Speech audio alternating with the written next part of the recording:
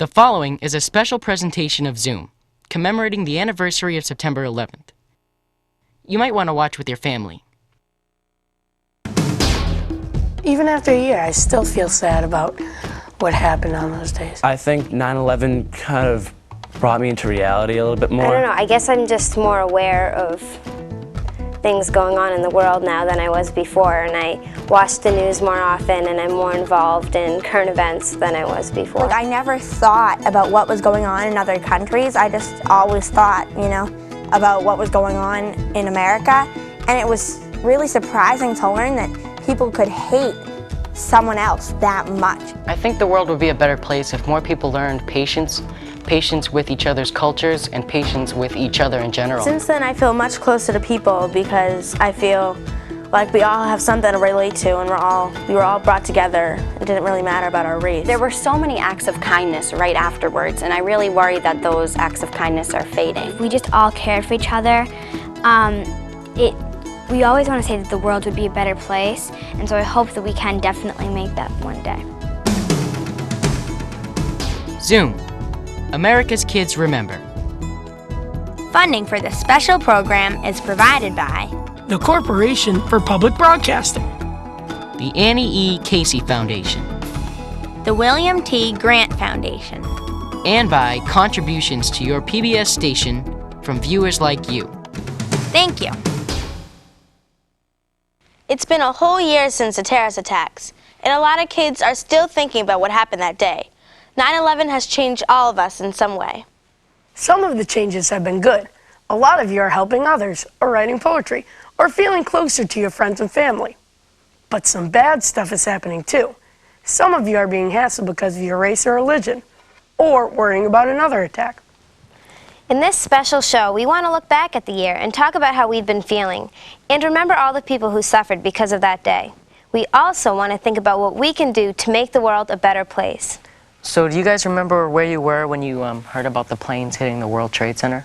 That memory, the morning of September 11th, is so vivid in my mind. Like, I can remember every single thing about it, and the day just sticks out so much in my mind. And I was really scared. And I think the reason that I was scared came out of not knowing what was going on and really confusion. Yeah. I think that the most memorable image was watching the tower collapse live, and that's when I just got the chills, and that's when I started getting scared. And for the rest of the day, when I heard planes or any sound, I would start thinking about it, and I thought about where my parents were, and I just started thinking about everyone I knew in New York, and I started thinking so much more about the people around me. Yeah. Watching it on TV, I felt like it was happening worlds away. It was happening so far away, and that it wasn't happening in my right, in a different world. But for the people who were living in those cities, it did happen in their town, and it happened in their world, and that must have been so scary. Hey folks, once again, please clear the street. If you saw the show we did last year, you might remember Gemma, who made cookies for all the people helping out at the World Trade Center. Appreciate it, thank you. Thank you. Thank you very much. Gemma lives in Tribeca, so the planes crashed right down the street from her. We wanted to see how she's been doing and what's been going on in her neighborhood. So how have you been since last year when we saw you? Well, I've been all right. It was tough for a little while, but mostly things have been changing around to be good because everyone's really thinking about each other, and there's a lot of positive changes. This is a journal I made in November about the World Trade Center tragedy. Yeah, this is from the end of my block. And there's the base of the Twin Towers, and that's my old school. This is some art that I made after 9/11. Oh wow, you drew that? Yeah. This is a flag I made in, I think it was late September. It's all made out of words that I cut out from that time, and that showed big ideas like strength and standing together. I also wrote some stuff. We all know that nothing will ever be the same, but normal's going to have to be redefined. Life will be out of the ordinary, but we still are here and together. So, in my neighborhood, my part of it's basically normal, but as we get closer to the site, there's going to be more constructions because they had to fix everything and change everything around. This is St. Paul's Church, where there are some memorials for people that died and thanks to people that helped. amazing. The peace screens. They're beautiful. There's so many of them. Look at the flag. To all those who gave so much at the site, wherever we are, we still send you love, respect, thanks. This is where the World Trade Towers were. Wow. It's so hard to believe because it's so empty that towers once stood here. It's very changed. Here it is. Oh, wow. Look at that, what's left of the buildings. The cross. Over there on that building, you can still see some damage. It's amazing. So this was my elementary school building right here. It got totally covered in smoke and ash on 9/11. Right now I'm participating in this thing called the Sunflower Project for New York City, and we're planting thousands of sunflowers to represent all the people that died and all the people that helped after 9/11. Only an inch down. It's an art project and a community project. To me, it's a symbol of life and rejuvenation, and there aren't just facts, there are real feelings behind doing something like this. For peace.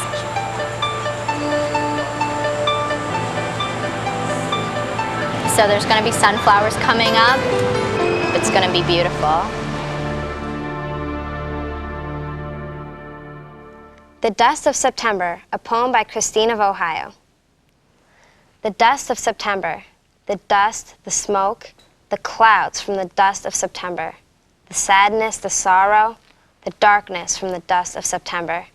The pretty sights are gone, the love, the deaths from the dust of September. The families, the lives taken away from the dust of September. Our country is sad, but our country still stands in the dust of September. Our flag still waves through the dust of September. We will never break. We will stand together through the dust of September. People hurt, hearts broken, but we survive in the dust of September. Right after the planes crashed, people rushed to help. They gave blood, collected money, wrote letters, and cleared the rubble. It made a lot of people feel good about America, seeing people help out like that. And lots of kids joined in to help too. We are only kids and we felt we needed to do something. Third graders at the Red Cedar Elementary School in East Lansing, Michigan made pins and sold them to raise money for the Red Cross Relief Fund. And kids from the Francis Marion Intermediate School in Marion, Iowa made a paper quilt and sent it to kids in New York City to let them know they were thinking about them. But it hasn't stopped there. Since September 11th, kids all over the country have been inspired to find ways to make their own communities stronger. Students at Sims Middle School in Pace, Florida, collected over 2,000 items for a local veterans hospital. And kids from the York Theater in New York City showed their appreciation for their local firefighters by singing them a song. Kids are finding lots of cool ways to volunteer. They're raising money, collecting food, and cleaning up their neighborhoods. Let's meet a 16-year-old volunteer who's come up with a creative way to make a difference in his community. Hi, my name's Clayton. I'm here in Seattle. I've been working on this mural for the past month. It's a dedication to all the firefighters that died on September 11th and to commemorate all firefighters that have ever died in the line of duty. Well, even before we started the mural, we met one-on-one with the firefighters to see how they wanted us to portray them. We're really trying to show the whole aspect of the fire, starting with the call with the operator, coming up the ladders, using axes, saving the babies. You see the smoke and the fire everywhere. I guess in doing this mural, it feels like more or less I'm doing something for the fire department. I like giving back to the community. I like enriching communities, making them look better, taking a boring looking type building and turning it into something that people will stop and actually look at. And I like expressing my ideas and feelings through artwork, paint. When people look at this mural, they'll see their firefighters doing what they do best. You always hear about like like terrorist attacks in other countries, but you never think about it in America. We have an email from Lindsay of Willowwood, Ohio, and she said that, "I think the events of September 11th have definitely changed the way I think about our country. I always thought that nothing bad could happen to us. Now I realize that we're all mortal, and I'm afraid." Like, I thought that too. Like, I always heard about like tragedies happening in other countries, but I always thought, oh, America's, you know, strong and nothing will ever happen to us. But things can happen to us, and now I am afraid. And like whenever I see a plane, I'm always like, you know, it's like always in the back of your mind. It like reminds you, yeah. I'm not as afraid as I was around that week of September 11th, except when I go to certain places or do certain things. Because I've been to the airport a couple times, seeing all the security measures that they have. That reminds me of the attacks, and that's when I get a little nervous. There's so many procedures to go through because now they almost think that anyone could be involved, and it's just like, I wish we didn't have to go through all that. And I had a hockey banquet this year at an Army lab, and before we went in, they had to check all of our stuff. They had to look under the car for bombs and everything, and it's like, this never would have happened before, and it's almost just like, all these extra steps need to be taken now. Do you think it's good that they're doing that, or? I think it helps people feel safer in one way, but then in the other light, it's almost like, oh, I wish we didn't, like, we didn't need this. No one trusts each other anymore. Right. Yeah. I remember on September 11th, I felt so much confusion and I didn't know what was happening. And I think with time comes more understanding. And so I'm not as afraid as I was then because I understand the situation more. And so I think that's what really calmed my fears. And about the whole terrorism in other countries, it used to be just news to me, like in the newspaper and everything, but after September 11th, you realize that it happens daily in like the Middle East, and you kind of start feeling what they feel every day, and that fear and all the emotions. So it not only connected us to people in America, but it also kind of made us feel what people feel around the world, and it kind of opened me up to current events, and now I watch the news much more and know much more about what's going on around the world, and I feel much more a part of it. Yeah. Lately, we've been thinking a lot about kids whose parents are in the military and serving overseas. Let's meet one of them. Hi, I'm Dante. I'm 13 years old. I live in Naval Station Mayport in Jacksonville, Florida. My father is a first-class petty officer in the Navy. He's been away for 6 months in the Arabian Sea off the coast of Afghanistan. Sometimes I worry about my father because he's in a dangerous place and I'm scared he'll get hurt. I miss my dad because when he's here, he plays basketball with me, he plays video games, and he takes my brother and I fishing.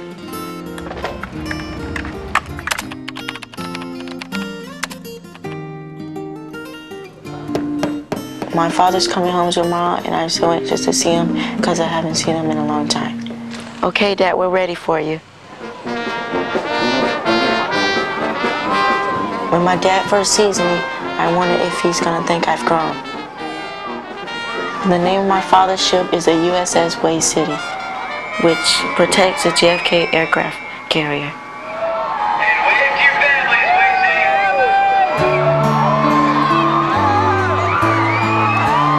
I think I see him right there with the rose.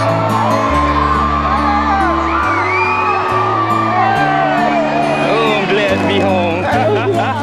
It's been a long time. Well, y'all got so big. I hope my dad doesn't have to go back, but if he does, I know it's for the good of our country.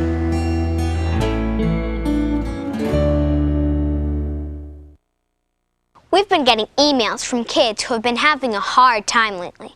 Mostly, they're getting picked on because they're Muslim or Arab.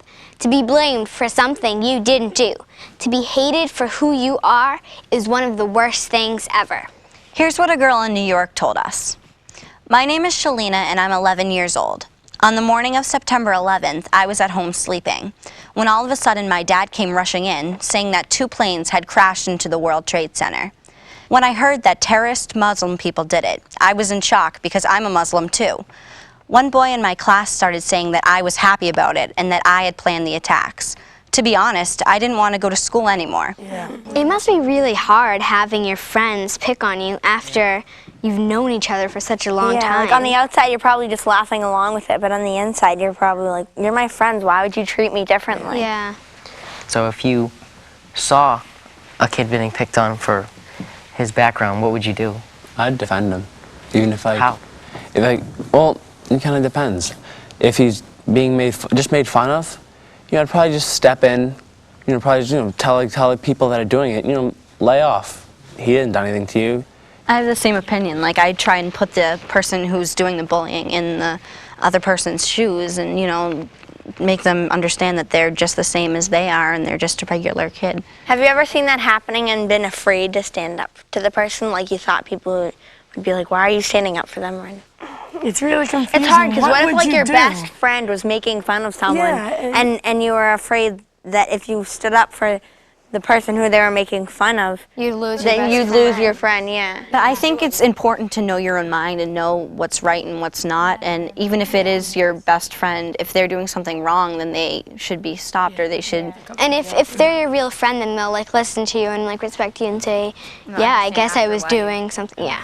Do you guys have any ideas about why people stereotype? I think people might stereotype out of fear, probably because they're afraid something else is going to happen, but they don't want to show their fear, so they take their fear out on someone else, so no one thinks they're really afraid. They actually are. I also think stereotyping might come from people with insecurities because they think that if they pick on the minority, they'll put themselves into part of the majority and be liked by more people, and that like that instinct forces them or causes them to take it out on other people, but that's really not right at all. Yeah. You have to learn how to deal with it though and like rise above it. Being kind to people can make a huge difference. It's really important to find ways to deal with disagreements without fighting or hating somebody. You stole my money. What are you talking about? You lent me the money. You practically gave me the money. In schools across the country, kids are learning new ways to work out their disagreements. It's called peer mediation. Let's meet a peer mediator who can tell us about it. My name is Danica, and I'm 13 years old, and I live in Vista, California, near San Diego. Do any of you guys want to tell me what happened? A peer mediator is someone who helps people who are having conflicts. Me and Noelle were discussing our grade, and then Noelle doesn't believe that I can get that good a grade, so she accused me of cheating. The whole point of peer mediation is to resolve the conflicts before they escalate to something else, like violence or anything dangerous like that. So how does that make you feel that she accused you of cheating? It makes me feel bad because we're good friends, and I don't feel good when friends accuse you of doing something. Some of the issues kids come to us with have to do with teasing, cheating on homework. Sometimes there's racial issues, almost anything. So you more or less think that he didn't really study for the test at all and he just copied off of your paper. Yeah. How does that make you feel?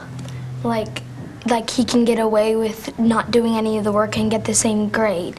Well, Timmy, did you cheat? I didn't. Okay, so maybe do you think that you could have talked to Timmy maybe, or? Yes. When the kids come to us with the mediation, they can have trust in us, and they also feel like we can relate to them. Maybe next time we make a plan to study, I'll keep my promise and go study with her. Next time I won't accuse you of things you don't do until I'm 100% sure I know you didn't do it. Okay, well thanks for coming to mediation. Will you guys please shake hands? Kids can help get closer to world peace by just resolving their conflicts peacefully. I mean, just every little bit helps. Here are some tips that can help you solve your conflicts. Cool down and take a deep breath and take about 10 seconds to think about what you're going to say next. Try to put yourself in another person's shoes because everybody has a different perspective. No put downs, don't say anything negative to the other person because if you do, then the problem just escalates. Try to find a win-win solution, and that means a solution that both people are happy with. When I have conflicts in my life, I do use the steps that we tell the kids to use. I really think about it, especially when I'm getting into fights with my sisters. When they say something, I take a deep breath and I try to think about what has just been done and then I think about my next action, and it helps. It takes a lot of practice to think before you speak, but once you do, you come out so much better, because it's always better to come out looking like the bigger person in an argument. Don't you feel so much better about you'll yourself? feel so much better about yourself afterwards. Because if we can figure out like ways to talk amongst ourselves, or solve like an argument, we can probably get up to like a bigger level between countries. How do you think they could resolve like conflicts like wars or battles between countries? It's really, really hard because like war, that's really hard to solve. Yeah, war is because, just like a it's gigantic two fight. countries, and nobody's ever gonna be willing to say, okay, you know what, fine, you're right. It's Especially you win. countries, they're not gonna be like, okay, yes. And also big arguments like that don't just deal with one thing, a matter of opinion. It deals with money and power and religion and race, and that's when it gets really tough. And a lot of times countries fight because they think God is on their side. And one big problem is what happens when two countries both think that God is on their side. It's like a religion war. I think that's hard because religion is really important to people. Because people don't want to be wrong in their beliefs. Yeah. And they really believe it, and you can't really change that. A person can't change that. I think it's better to just leave religion out of arguments. If countries look at things on a strictly political level and a factual level and leave religion out of it. But it's tough to do when you believe in something strongly, I guess. I think leaders of countries sometimes act a little immature. Like they're big little kids who are fighting over what they have and give me this, give me that, it's mine, not yours, kind of thing. If I Could Wish Upon a Star, a poem by Heather M. of Utah. If I could wish upon a star, I would wish to go afar, to a place in my imagination where there is a peaceful nation. Everyone, big or small, is treated kindly, no doubt at all. Thinking about what happened to our country on September 11th brings up a lot of feelings. We looked for some books that would help us sort out our emotions and build a better understanding of what actually happened on that day. Here's the first one. The Breadwinner is a fictional chapter book written by Deborah Ellis. In this book, you meet Parvana, a girl who lives in Afghanistan under Taliban rule. She cuts her hair and dresses as a boy so that she can leave her house and walk around Kabul freely to earn money for her family. Through her experiences, you'll learn about the strength required to live life under the Taliban. And here's the next one. Fireboat, The Heroic Adventures of the John J. Harvey by Myra Coleman. This is the story of an old fireboat that is called into action when New York City was facing the challenge of September 11th. This one, Feathers and Fools, written by Mem Fox and illustrated by Nicholas Wilton, is a fable about a pride of peacocks and a flock of swans. Through their story, you learn about the importance of looking past differences to see what we all have in common. We made a list that includes even more books. Some of the books are about serious things that happen to people. Some are about how people can work to get along. And some are about making the world a nicer place. You can see the reviews of these books on the Zoom website at pbskids.org.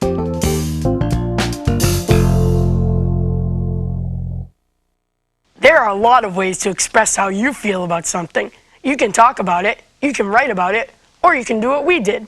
We decided to create a new kind of flag that represents the world we want to live in. And then you could have different things for the stars. Yeah. That would be really cool. So first, we talked about what kind of world that would be and how we would show that. People, hands, shapes, heart. Then, we looked at pictures of other flags for inspiration. What if we had hands cupped in the middle? That's good. And like have like the world in the middle. A face with like all different colors. That'd be cool. Then, we all drew some designs. I like that idea of the two faces on either side. Yeah. Exactly, yeah. That's really good. Finally, we are ready to start making the flag. Alright, so now do you want to draw out the continents? Here's how it turned out. It looks really good. I think each part is very important. Like everyone played a really important part in making the whole And thing. I think it's really cool how we didn't use just one person's design, how we incorporated everyone's into one big design, like a piece of everyone's drawing of what we thought the flag should look like came into the big flag. I think we got just enough symbolism and simplicity at the same time. Like everything in it has meaning. Like when we made the worlds, like when we used a different piece of cloth to show how each part of the world is different, but at the same time it's the same because it's like all green. Yeah, yeah.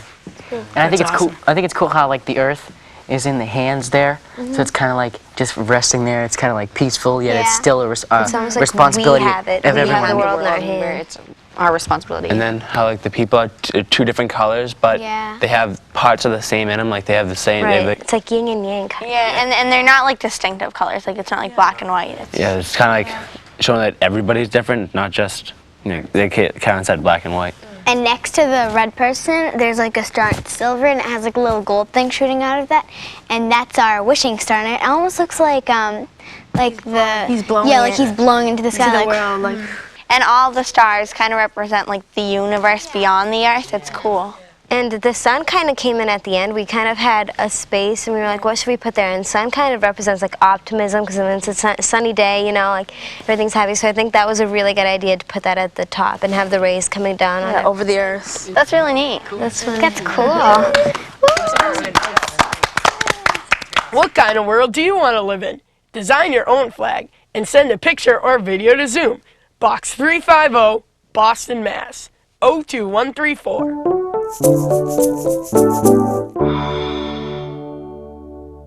So that's our show. 9/11 has been really hard to get through, but we found ways to make life better for ourselves and for others.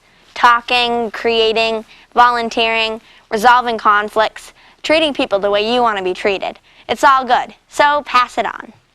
Have you had a kindness shown? Pass it on. Wasn't meant for you alone. Pass it on. Let it travel through the years. Let it wipe another's tears. Till one day the deed appears. Pass it on. Have you had a kindness shown? Pass it on. Wasn't meant for you alone. Pass it on. Let it travel through the years. Let it wipe another's tears. Till one day the deed appears. Pass it on. Have you had a kindness shown? Pass it on. Wasn't meant for you alone. Pass it on. Let it travel through the years. Let it wipe another's tears. Till one day the deed appears. Pass it on. Oh, pass it on. We want to hear from you. Share your thoughts and feelings with other Zoomers. And find out what you can do to make a difference in your community. Visit the Zoom Remember section of the Zoom website at pbskids.org or America Online, keyword PBS Kids. Funding for Zoom, America's Kids Remember, is provided by the Corporation for Public Broadcasting, the Annie E. Casey Foundation, the William T. Grant Foundation, and by contributions to your PBS station from viewers like you. Thank you.